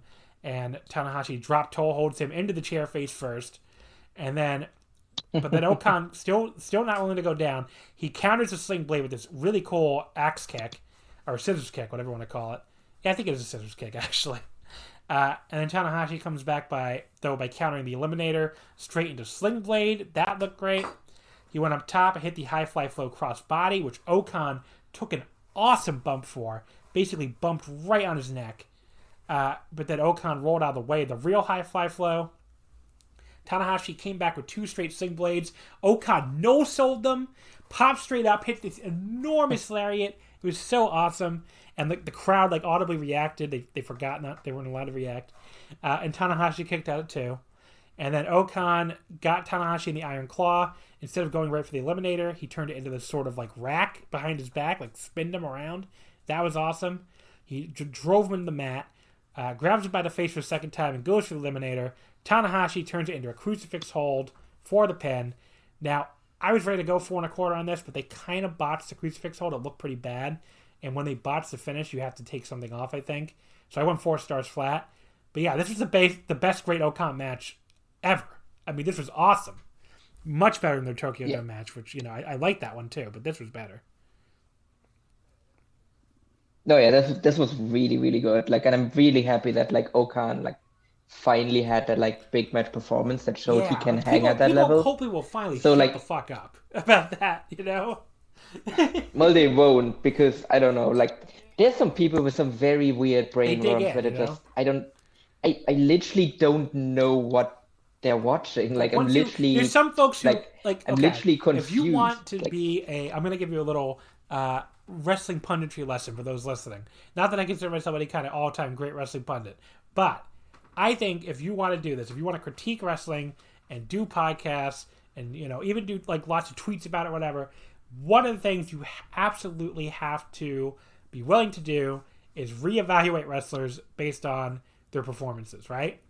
You see so many people who do this on both ways, where they either they liked a wrestler once, so he's great forever. And the biggest example I can think of here is AJ fucking Styles, who obviously fell off a cliff in WWE, and people... Jericho's a good one too. They fell off a cliff, and people still act like they're great. On the other hand, just because you didn't... Actually, there's another one, but we'll talk about him later. Just because you didn't like a wrestler the first time you saw them, just because even if they fucking sucked the first time you saw them, doesn't mean they can't improve. And if these people who get really... they basically have cement in their shoes where they're not willing to ever reevaluate, their first impression of a wrestler. It's you're just not going to be good at this whole, reviewing wrestling thing if you're not willing to reevaluate people and base your opinions on what they're doing now, not what they did the first fucking time you saw them. So I'm not really even thinking of anybody in particular, I guess. I'm not trying to sub podcast anybody, but it just, I see it from time to time. I'm just you gotta be willing to reevaluate people when they do stuff that is, either better or worse than what you've seen in the past. So that's my little tiny rant there, I guess. Mm-hmm. Yeah, and I mean, I still want to say that I think it's still a bit weird that Okan lost again, but I think the match was so good that it actually didn't hurt him. I mean, especially because Tanahashi beat him in a very fluky way. So it looks like he just kind of survived Okan and, with his veteran guile. I mean, Okan's got to beat him. Yeah. If he had just hit a high fly throw once and then beat him. I mean, Okan's going to beat him this year, I'm sure. Either it could be as soon as the New Japan Cup. Yeah. Could be maybe not all the way till the G1. But yeah, they're doing this thing where Tanahashi is Okan's wall that he has to get over, which, they do this sometimes. So I don't really have any problem with it. I was stunned, but I don't have any problem with it at all. But... yeah, I could totally see them maybe do this again at Wrestle Kingdom next year, and he just beats him there. The third match on the show was the IWGP Tag Team Titles. The Growth of Destiny beat Goto and Yoshihashi in 15:46. Tama Tonga pinned Goto with the gun stun to make their second defense of these belts. I mean, look, this was pretty good. I mean, it really wasn't anything like special or anything, you know. I will say Tonga Loa made up for his terrible mid-match promo last night by giving us the line of the night after he avoided like some move from Yoshihashi. He's like, quote, "I learned from last night, you ain't gonna be no tricky dicky on me, bitch." End quote. That was great. But yeah, and Yoshihashi did really great selling after Tonga gave him like this big power bomb. I mean, I thought he was legit unconscious or like had his bell rung for a second before Tonga kept going after him. So, but yeah, you know, this is pretty good. Got a big fast paced closing stretch. And like I said before, it ended with Jado hitting Goto in the back with the kendo stick for Tama to get the gun stun. That's practically clean for Bullet Club these days compared to most of their finishes. So, I don't know. I went 3 1/4. It's nothing that's going to blow you away or anything, but it was enjoyable enough. I thought it was fine. Pretty good. Yeah, it was okay. I mean, it was nothing special to me. I'm just done with GOD. I just don't care about their matches.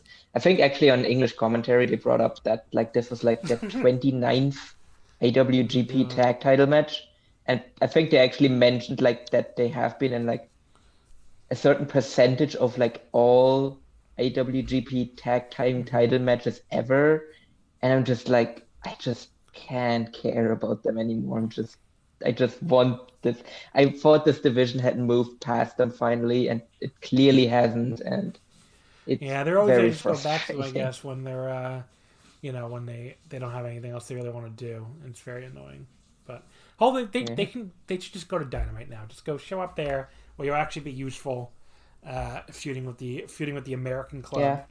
But I don't know. Just Oh God. Wait, does that mean we get Tama Tonga and Tangaloa versus Anderson and Gallows? Well, I mean, if it's on Dynamite, whatever. You can't just not watch it. Match number 2 was a 6-man tag. The famous New Japan. Our feud's already over. Here we go again. Anyway, Okada, Ishii, and Yano beating Evil, Jay White, and Chase Owens. Okada tapping out Chase in 8:35 with the money clip. First of all, Evil just walked out here to Jay White's theme song for I think the first time, because usually when they team, Evil gets his own separate entrance to his own theme song. And good, they buried him anyway, so might as well make this fucking dork walk out there like he's any other member of the Bullet Club at this point. Why not? But yeah, during this match, this is where I first noticed like the extra number of people, which ended up being like fucking 1,300 more people, whatever, made a big difference because the crowd was probably more into this than they were for any of the singles matches from the previous night. So yeah, having an extra like 1,300 people made a big difference. But yeah, 2 3/4, it was fine. Not much more than that. God tapped out Chase. That's actually kind of concerning as well when you think about it, because like those people that were like extra there didn't want to buy tickets to see these guys in a singles match, but the guys that actually did buy tickets then also weren't into those matches, which just tells you how bad those matches were. That even the people that paid to see them were not as into it as like the people the next night that did not pay to see those matches. Just like having more people makes a big difference, I guess, for these clap crowds. But yeah, especially in this big ass building. But because you can really tell the difference even at Korakuen with like a few extra 100 people. And it's like, okay, you need more people to make these clap crowds not completely terrible. Oh yeah, no, if you get down to like 250 people, it gets really dire. The opener was Tenkoji surprisingly beating Ospreay and Cobb. Kojima pinned Jeff Cobb in 9:56 with a lariat. Presumably that will set up like a New Japan Cup first round match, I assume. But yeah, this was fine. Yeah. Again, I don't know why Tenzan just started doing the Mongolian chops. It's pretty stupid. He said it was a new Mongolian chop. I didn't really notice any difference, but sure. Just kind of dumb. What are you going to do? It's 2 3/4 again. I just nowhere near as good I thought as the 6-man opener from night 1. It was fine. Yeah, no, but it is still surprising that like the best feud in the company right now is the United Empire versus Tenkoji. Like even if that match was a bit below like the previous matches, but it's still somehow the hottest feud. And yeah, there's going to be some fun like round 1 of the New Japan Cup coming out of that. So at least it was like it's a well-built feud. There is your Castle Attack coverage. Night again. If you haven't watched anything, night 1, I think you can skip the whole show. Maybe you can watch Ishii, White if you feel like it. Night 2 was fucking awesome. You can watch the whole show if you want, but especially watch the top 3 matches. So, and meanwhile, as for recording, we don't know anything coming up because they're going to announce 1 a.m. tonight the New Japan Cup lineup and the the New Japan Cup bracket and the anniversary show lineup. So don't forget, Wednesday on the Wrestling Omakase Patreon, the Pick'em, patreon.com/Wrestling Omakase. And I need to mention too, I totally forgot to mention this earlier, we're going to be doing our first ever New Japan Cup Pick'em bracket contest. So you can fill out your bracket. If anybody listening can fill out the bracket. I will link it on the Omakase Twitter, just twitter.com/Wrestle Omakase. And, just make all your picks on there. We're getting a big assist from Chris Sampson and Sport of Pro Wrestling, who are providing the back end stuff. So thank you so much to Chris. And, you can go on there, fill out your bracket. And if you win, if you get the most matches right of anybody, I will give you a free month of the Wrestling Omakase Patreon. And that will be open whether you're a current patron, former patron, whether you've never signed up with a Patreon at all. You'll just sign up. I will PayPal you $5. If you're already signed up, I'll just still PayPal you $5. You'll get a free month of the Patreon. So that will be the prize if you enter our New Japan Cup Pick'em contest. So definitely check that out. That'll be dropping on Twitter, I assume tomorrow on Monday once the brackets are out, and we have a bracket to enter. So, but I was gonna enter a bracket anyway, but now I'll actually try and win it. The All Japan. We'll move over there to the All Japan Excite series. Before we get to the Korakuen, I wanted to briefly touch on the February 18th and 20th shows. The 18th was Shinkiba. That was fine. I wouldn't really say there's anything you need to go out of your way to watch. The Kento versus Abdullah singles match was kind of interesting, but not like great or anything. So I would say the show was all right. I don't know if you're feeling different, but yeah, no, that match just kind of existed. The build to the match was like more interesting actually, where they did like a video at the Big Japan Dojo where Abdullah just like drank like 3 full glasses of raw eggs.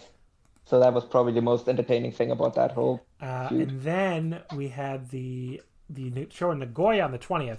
That is much more recommended for me, at least. I mean, I only watched the top 2 matches, but the All Asia Tag Title match, which was Zeus and Izanagi beating Utamaro and Irie, that was awesome, or really good. I went 3 3/4, just right below 4 stars, and just a lot of fun. That the 2 halves of Purple Haze fighting it out. Yeah, no, that was tremendous. Like, Purple Haze has really become like my favorite stable in the whole company, which is interesting given that I really, really didn't like them at around this time last year, I suppose. But they've become really, really good, and they're just like essentially dominating like the undercards of All Japan. So much so that they just had like instead of having like someone else challenge, they just had like their own stable challenge them for the belts because they've just beaten everyone else. So that match also ended up being really good because these 4 have just really good chemistry with each other, but also when they face off. So yeah, they made the All Japan like undercard like a lot more exciting than it really has been in years, because it used to be like really dry. But ever since Purple Haze has come around, like it's actually been like really, really dynamic, and with like the young guys they have there as well. So it's actually really, really interesting, which I really would not have expected 2 years ago when it was really dry. And then the main event, Shima beating Koji Iramoto to win the junior title. Another awesome match. I went 4 stars on it. I saw some people go even higher.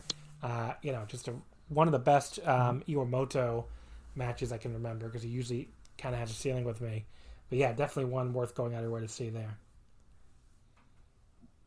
Yeah, no, I think that so far it's my favorite match in All Japan this year. Both guys I thought just Suwama did tremendously. Yuma Ayagi was better. I went 4.5 on that. No, I mean, I'm gonna talk about it more later. Why this match was way better for me, because I have my issues with the Triple Crown champion. But yeah, so I think this was really, really strong. But I'm also someone that really likes Iwamoto, so it's probably very easy for me to like just go higher on this match than most others.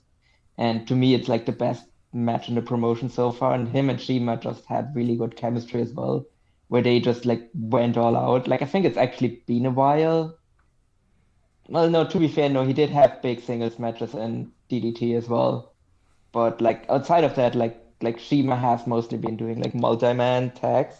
So it's really nice to like see Shima like do like a big singles match again.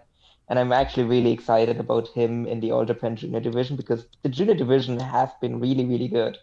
Like a couple of years ago was probably the worst thing about the promotion because you had just Ultimo and Tajiri just doing really bad, boring grappling for 15 minutes. But now it's a really exciting division because you have Iwamoto had a really good title reign. Before that, you had Susumu have a great title reign as well, and you have all of these young guys in the division as well, uh, which makes it very, very exciting. And the most exciting that division has been in years, probably like going back like 10 years when they had guys like Kenny Omega in the division. So really good job of them, and I think Shima is going to have some really great matches with the guys in the division. And I think ultimately, like someone like Itsuki Aoyagi, who just has become so much better this year over the past year, like it's amazing to see his development. I think he will ultimately be the person to beat Shima for the belt, and it's going to like really help launch his And then career. we get to the Excite Series Korakuen, which is the show we're really going to review here on the 23rd of February. Not a good show, I will say. There's a really awesome angle, but the rest of the show is very not good. So we'll get. I mean, I like the main event more than a lot of people, but it still wasn't a great main event, as we'll get to here.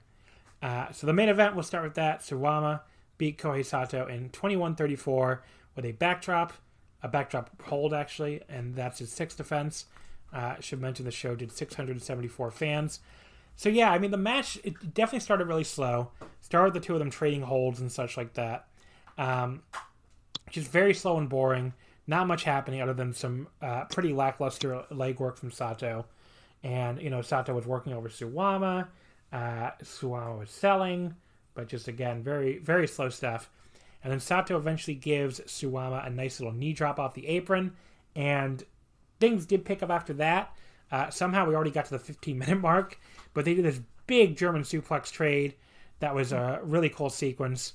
And I don't know. It just felt like they packed very little into that 15 minutes, but like everything after that was quite good.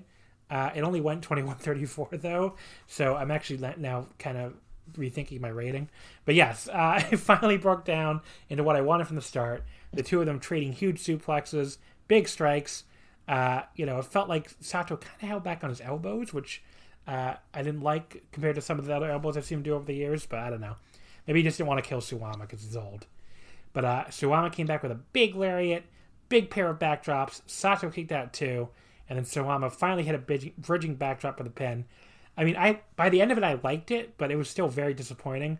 I went 3.5 stars on it. And again, thinking about it, that's probably even a little generous. But, I really liked Kohei Sato, so I was really looking forward to this. But, just very, very boring in the first 15 minutes. And, the last 6 minutes were awesome, but just not enough to make up for pretty boring first 15. Yeah, I hated this. I thought this was a dud, but most Suwama matches these days are that.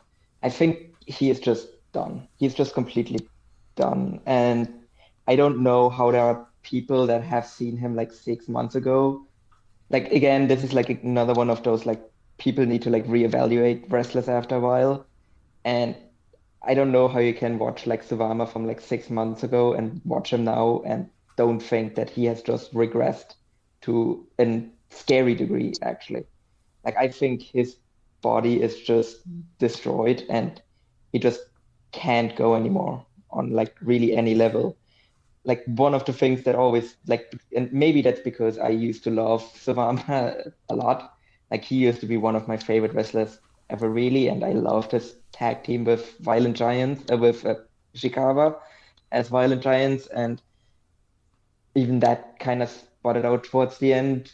And but none of his offense looks believable anymore, and I think that really hurts him because he never used to be the most dynamic guy, obviously, but his offense looked believable, and now like his forearms, they just look so weak, and none of it really like has the like intensity anymore that it had before. and it's all just, it looks feather light and just bad. And like, again, like with Koi Sato, kind of the same as well. Like, it's another guy that I love, and I don't think he was holding back on his forearms. I just think he can't do it anymore. Like, I think he is just broken down, and he looks bad too. Like, he was never a body guy, but he doesn't look good. Like, he looks like he's like not well. Like, he looks like he can't work out at all. Like, he just looks like even more flabby than he did previously. Like, he legitimately looks like he hasn't seen the inside of a gym in like the last 3 months. And like, this was just like, I looked at this match and it was just horrendous to me. And I'm just this is what people wanted. Like, that might be the other thing that really bothers me about it, because there were so many people that were kind of sick of the Kento Miyahara reign towards the end, and it did get a bit stale, but like, so you wanted that reign to end, and this is what you got instead. And there's people that think this reign was good, and it's just not. Like, it's been terrible it's been absolutely terrible since the first Ashino match. Like, I give them that, like, the whole, like, the match with Kento was good, where he won the belt, and like the build up and everything, and the match with Ashino on the No Fans, like, that was all really good, but it's been just horrendous since then. Like, the match with Zeus was just such a bore fest, and it made even worse by the fact that like Zeus had like legitimately the best match in the promotion in 2020 just a couple of weeks prior to it. It just puts it into such a stark contrast on like how quickly Sawama fell just completely off the wagon, because there isn't even that much time between the Ashino match and the Zeus match, and just the regression in that short time period is kind of baffling, and this title reign needs to end very quickly. Hopefully it won't end on the next defense, because the next challenger is Yoshitatsu. But I very hope he needs to lose to whoever wins the Champion Carnival. And he just really needs to just maybe not go away, but he really needs to just completely disappear from anything serious. Like, he just needs to be working. Like, he essentially needs to like go into like the same role that Takao Omori is right now, because he just can't do it. So I'm not nearly as negative on Sawama as you, obviously, but this was not his finest moment, nor was it Sato's. So, and maybe Sato can't do it anymore. I haven't really seen a ton of him, recently. But he was a guy I always loved, so that'll be sad. He did like him and Ishikawa actually had a pretty good match with the Astronauts in Big Japan late last year. But that was also very much based on like Astronauts like very heavily like carrying the match as well. There you go. Afterwards, fucking Yoshitatsu came out to challenge Sawama for the Triple Crown. I swear to God, when Yoshitatsu walked out here, I was just like, Yoshitatsu is the next Triple Crown challenge. Now, they clearly... Yeah, but even they aren't taking it seriously. Like, they're putting it on like a C show. It's the main event of Kyoto. Which makes me wonder why they're even doing it. KBS Hall shows we're talking about, which that building holds like under 800 people without a pandemic. So I assume it holds like 400 people right now, maybe at tops. So that's not exactly a big main event, but I guess they want to get Sawama another title defense. I don't know, for the Champion Carnival. Yeah, but I mean, I've won, but he doesn't need whatever. I mean, like, it's not even worth like putting in any effort into like, complaining about this. Like, it's just gonna happen, and that's it. Like, whatever. The semi-main event, the tag team titles, Kento Miyahara and Yuma Aoyagi make their first defense. They beat Daisuke Sekimoto and Abdullah Kobayashi. Kento pins Abdullah with the shutdown German in 17-17. This was a really, really tough match for me to rate. So I thought this was a mixture of some good stuff and some absolutely horrible stuff. Like, Abdullah and Kento started things off. They do a kind of amusing sequence, although some of Abdullah's chain wrestling, quote-unquote, looks very bad, but, like, charmingly bad, so that's fine. But I know some people are in denial about Sekimoto slowing down, but it's really obvious in some spots. I mean, he's, like, just literally physically slower, moving around and running the ropes and stuff. Kenta and Yuma were, like, working over Abby for a while. He came back with a slam on Kento, tagged in Sekimoto. Yuma was working so much harder in this match than the other three guys, which is not surprising. Abdullah and Sekimoto are old, and Kento didn't seem to give a shit, why would you if you're Kento Miyahara in this match? Abdullah at one point threw what was allegedly a running neck breaker, according to the announcer, on Kento that looked more like a clothesline, but really more looked like Abby walking gingerly in Kento's general direction and then falling down in his general vicinity. Really horrible. Kento did do a superplex on Abby. That was kind of cool, I guess. And yeah, I don't know. And then Abby, he went for he did 2 top rope elbows. One of them looked good or okay. The other one looked fucking terrible. Basically, he just landed on his feet as Kento rolled out of the way. Yes. Yeah, I don't know. He landed on his feet, and then it looked like his knees gave out, and he just I went 2.5 fell down. at the end.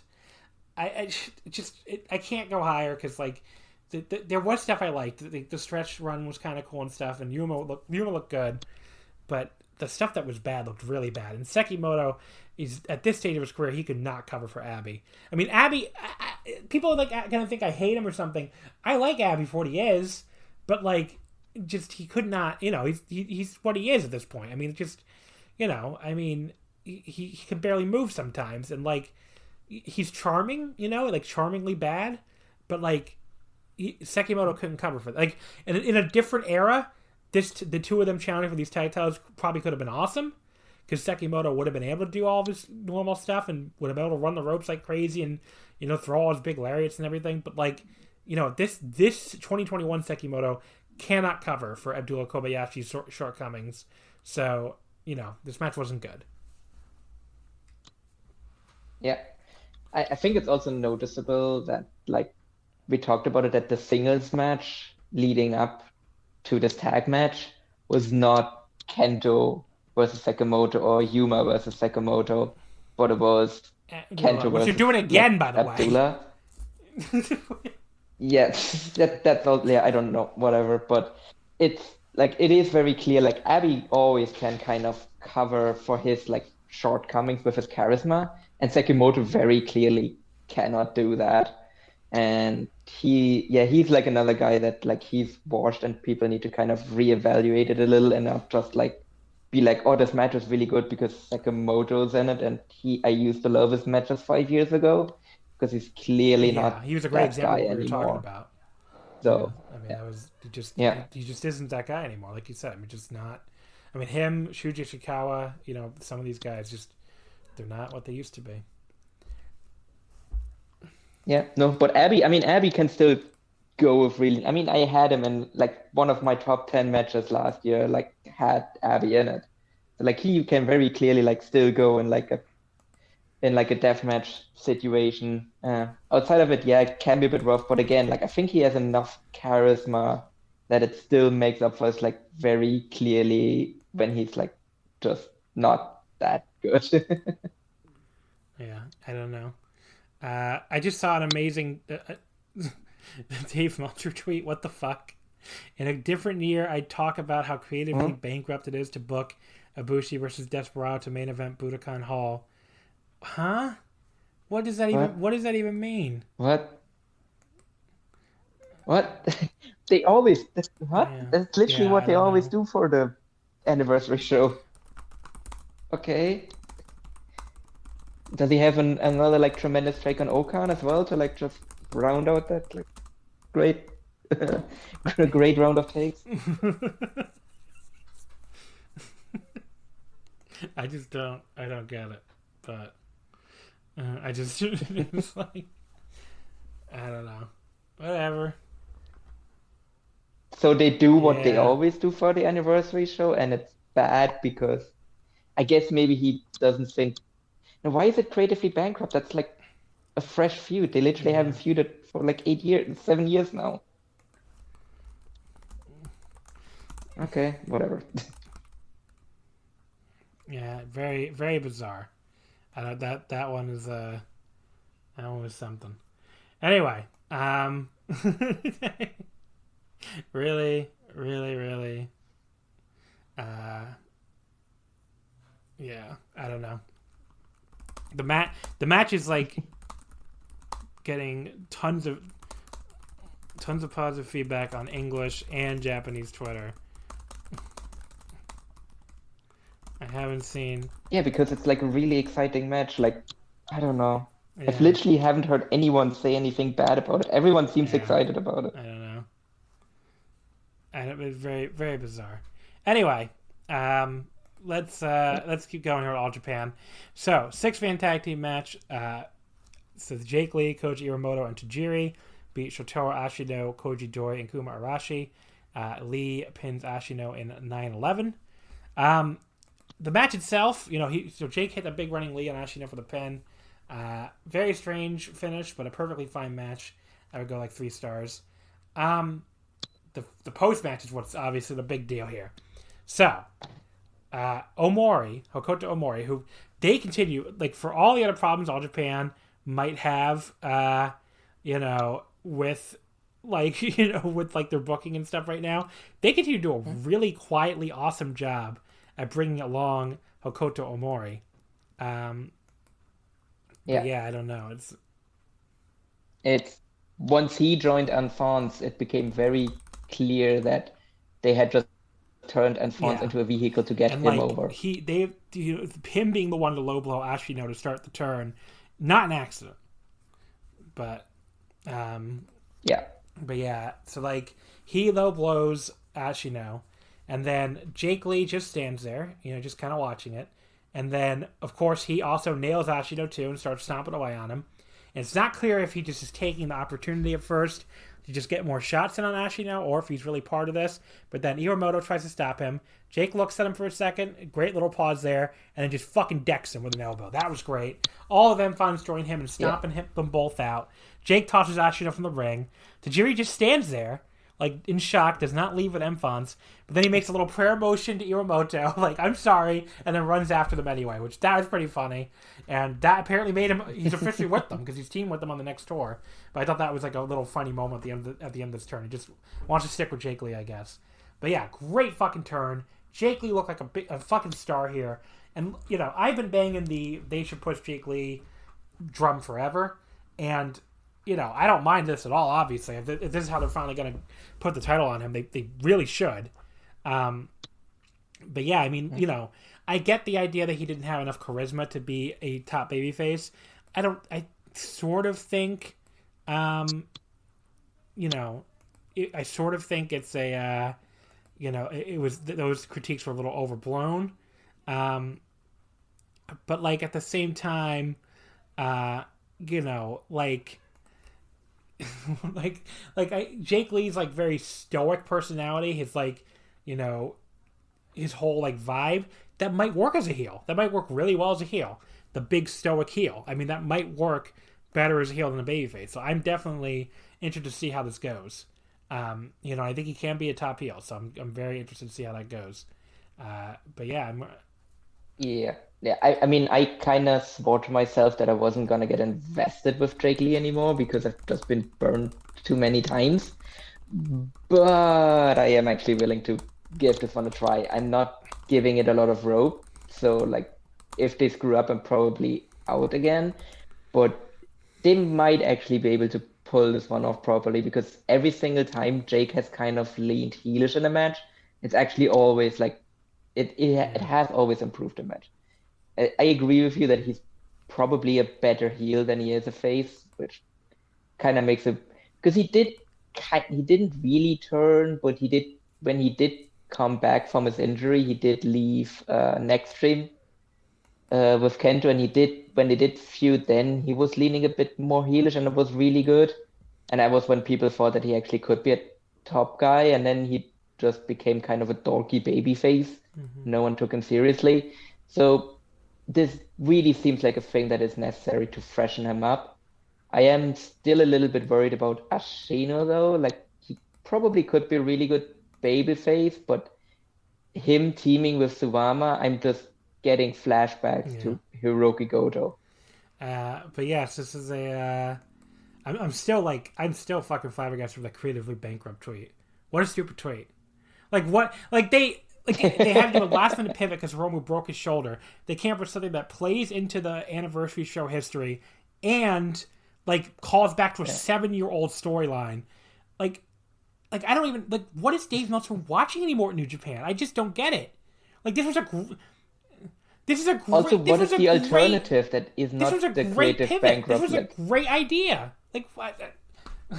Yeah, like what is Bushi? Is Bushi versus like fans are going crazy on Twitter and in Japanese Twitter and English Twitter, as far as I can tell. Like I don't know. Like this is one of Dave's all-time worst takes, I think. Yeah, but just hard. That one is just I literally have no idea what that's. But anyway, yeah, but the lead, Jake Lee leading up the new end funds, that's awesome. I'm really into it, and and Shotaro needed he needed the turn too. I mean, he was going nowhere, and he did. I'm just worried that he's gonna shake hands with Suwama and join Evolution. I guess we'll see. Between matches 4 and 5, we got the Champion Corner participants. So it was only 10 participants again, which surprised me at first. But then they announced it's only a 1-block tournament. So all 10 of these guys will face each other. That's awesome. Lots of cool matches here. So the participants are Suwama, Zeus, Kento Miyahara, Shuji Ishikawa, Jake Lee, Yuma Aoyagi, Shotaro Ashino, and then 3 guys making their first Champion Carnival appearances, Koji Doi, Kohei Sato, and Shinjiro Otani. Now, I have no idea if Otani can still go or not. I haven't seen 0-1 in a while. But if he can, this is a really, really cool, really, really cool booking. Yeah, I'm actually really excited about Doi. Obviously he has a tremendous look and he's pretty good in tag matches. I think he's still kind of missing that signature singles match. So I'm really curious, because he obviously has some tremendous opponents in this one, with this being a 1-block tournament. So I'm actually really excited about him facing off for the first time with some of these guys, and I'm actually kind of interested how it goes when he mixes it up with Zeus and Kento and Yuma. I think that could be really exciting to see if he can be a top singles guy as well. Yeah. Oh no! Wait, he already had a match with Yuma.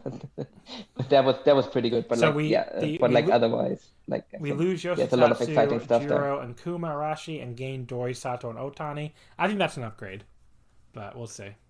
Yeah, it is. Yeah, even as broken down as Sato is, he's still better than Jiro. But the other two for sure. Let's see, the 4th match on the show. The rest of this card is kind of nothing. This was the Gaora TV title outpost match, the hype match. Jun Kazai and Tomoya Hirata beating Shuji Ishikawa and Ryuki Honda.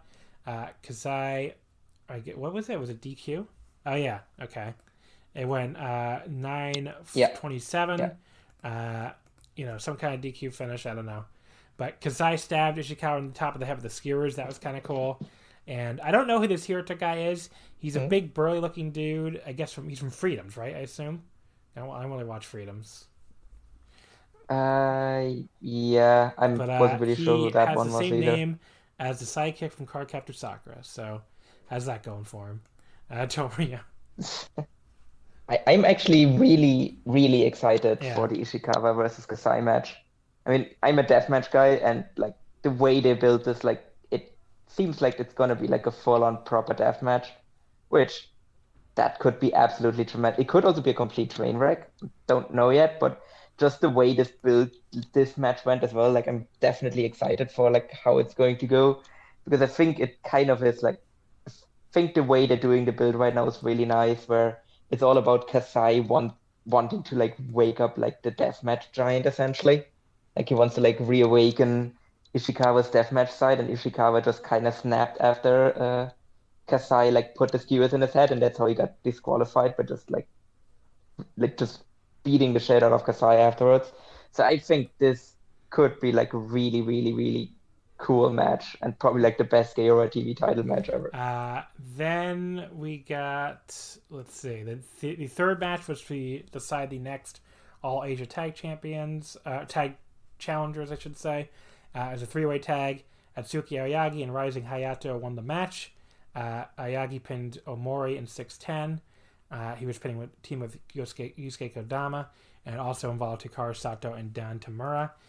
This was pretty fun while it lasted. Very short, but I went 3 stars on it. I enjoyed it. Yeah, no, it was pretty good. I mean, as I said, like Aoyagi is like a really good like next challenger with Rising Hayato, so that should be a lot of fun as well. And I also really like Aoyagi's theme, him just coming Oh out to yeah. the My Hero Academia opener Match is 2, Yoshitatsu, Osamu Nishimura, and Balian Aki beating Takao Omori, Black Mensa Ray, and Ryuji Hidekata. Yoshitatsu got the win over Mensa Ray in 6:07. I guess because he had to get his big win for his title shot. They played his old WWE theme song when he won for some reason. I don't know why they did that. But this was, I'd say. they do that every once in a while. I think they do that relatively frequently when he wins matches. This Yeah, was I not don't good. know why Two they and a do quarter. that. At least it was short. But there you go. And afterwards, I do hope Aki gets booked a bit Yeah. more in All Japan going forward because but he's yes, great. then afterwards, Yoshitatsu got, or Yoshitatsu brought Seigo Tachibana and his very purple suit in the ring. But there you go. The opener was not good at all. Zeus and Izanagi beat Francesco Akira and Alejandro. Izanagi pinned Alejandro in 6:14. I mean, nothing stood out to me until Alejandro and Izanagi had a particularly sloppy and awkward exchange, which led right to the finish. Izanagi just kind of rolled through into a front choke for the win. I went 2 stars. This wasn't good. Yeah, Alejandro was kind of unlucky that like Yeah. Wrestle 1 fell apart when it did, because I think it kind of has hurt his development because he did come along a bit nicely. Like it's not that he was like this like tremendous talent before, but I think it's really hurt him that he's essentially just been like lost in space for like 1 year. So yeah, I don't know. It seems like he's just destined to just be like a guy that floats around like lower indies and maybe So there like you go. This openers show in All really Japan. wasn't good at all. I would say, I like the main event a little more than some people, but a lot of people seem to hate it. And the only thing really worth your time on this show, I think, was the turn, which was really cool. The turn was really good, but the matches on this show were not very good. Yeah. So, I think the undercard was mostly fine, but yeah, like the top of the card was just the upcoming All Japan series, for a wrap up here, the Dream Power series is the final series before the Champion Carnival. So we have March 6th at Shinkiba, has a 5 versus 5 elimination match as the main event, which might be interesting to check out. That has Suwama, Shotaro Ashino, Koji Iwamoto, Dan Tamura, and Hikaru Sato against the new heel stable, Jake Lee, Tajiri, Hokuto Omori, Koji Joy, and Yusuke Kodama. Could be interesting.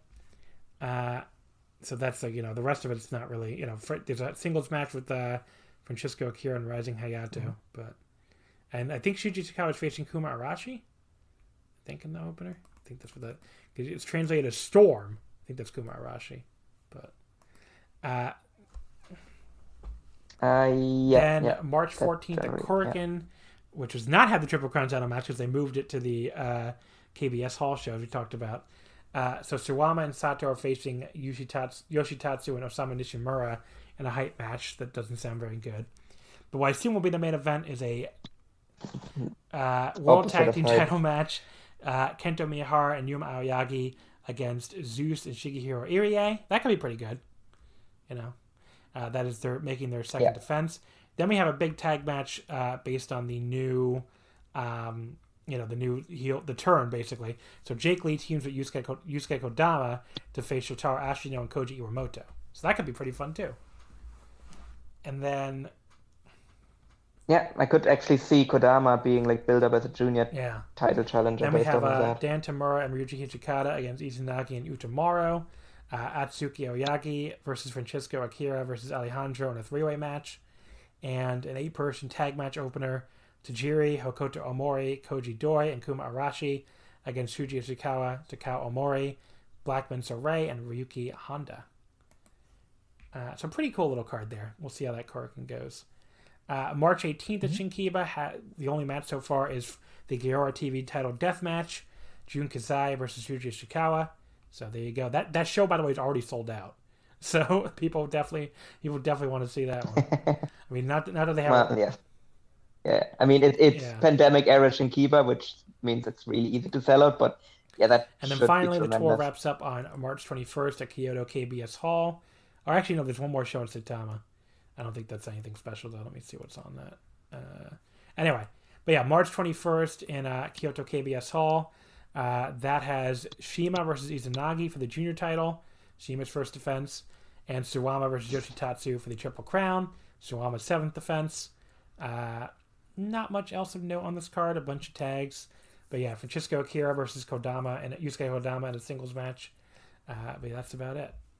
But yeah, definitely not one I got circled on my calendar or anything, I have to say.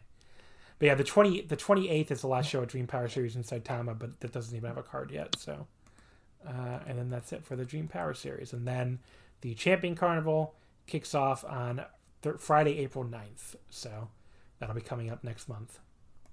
But there you go. There's what's coming up in All Japan. Yeah, no, I really think like All Japan, like I think Champion Carnival should be really good. It can only be better than last year's.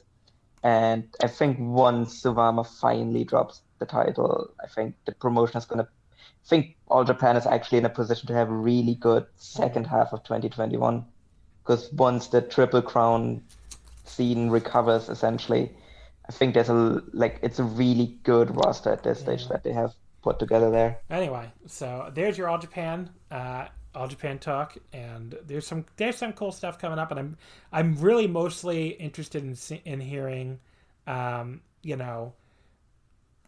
like seeing what happens with, I don't know, like basically seeing what happens with like Champion Carnival and Jake Lee and all that. So we'll see what happens with that. But like the Dream Power Series maybe not that exciting, but some cool stuff. No. There you go. Yeah. Yeah, definitely watch the Kasai Ishikawa match and the Purple Haze versus Next Dream tag title match. All right, anything you want to plug here before we wrap it up? Yeah, I mean, as always, you can find my writing on voicesofwrestling.com, where I probably will kind of venture outside of the realm of Poro briefly, where I'm actually going to review some American indies as my next review, so be on the lookout for that. That should probably drop at some point tomorrow. And yeah, that's really just about it. Oh yeah, you should follow the Fiend's Mind Twitter account. All right, folks, you can follow us on Twitter, of course, at Wrestling Omakase, Wrestling Wouldn't Fit. In the meantime, don't forget to look out for the New Japan Cup Pick'em contest that will be going up on the Omakase Patreon, the Omakase Twitter. It'll be around. So definitely make sure you get your picks in before Friday when the New Japan Cup starts. I don't think I can link it in the description because it's not up yet. But definitely, check the Twitter, twitter.com/WrestleOmakase, and it will be up on there as soon as we have a bracket. And don't forget, you win, you get a free month of the Patreon. And if you want to check out the Patreon, it's patreon.com/WrestlingOmakase. Wednesday will be our next episode, our next full episode, exclusive for patrons, as we'll do a New Japan Cup Pick'em. Should be a lot of fun. We'll go through all of our picks for the 2021 New Japan Cup. Our next episode on the free feed will be next Monday, so a week from tomorrow on March 8th. We'll cover the New Japan Anniversary Show from March 4th. We'll cover the New Japan Cup Sunday Show from March 7th. And we'll cover AEW Revolution from March 7th. So that'll be our first time covering AEW in quite a while. But I've liked their TV lately, so I'm willing to give Revolution a shot. And so I'm going to cover that show on Omakase next week. My guest will be Chris Samsa from Sport of Pro Wrestling, who, as I mentioned, is helping us with the New Japan Cup stuff, which we greatly appreciate. So yeah, that'll be our next free feed show. In the meantime, thank you as always for listening and for subscribing, and I will see you next time.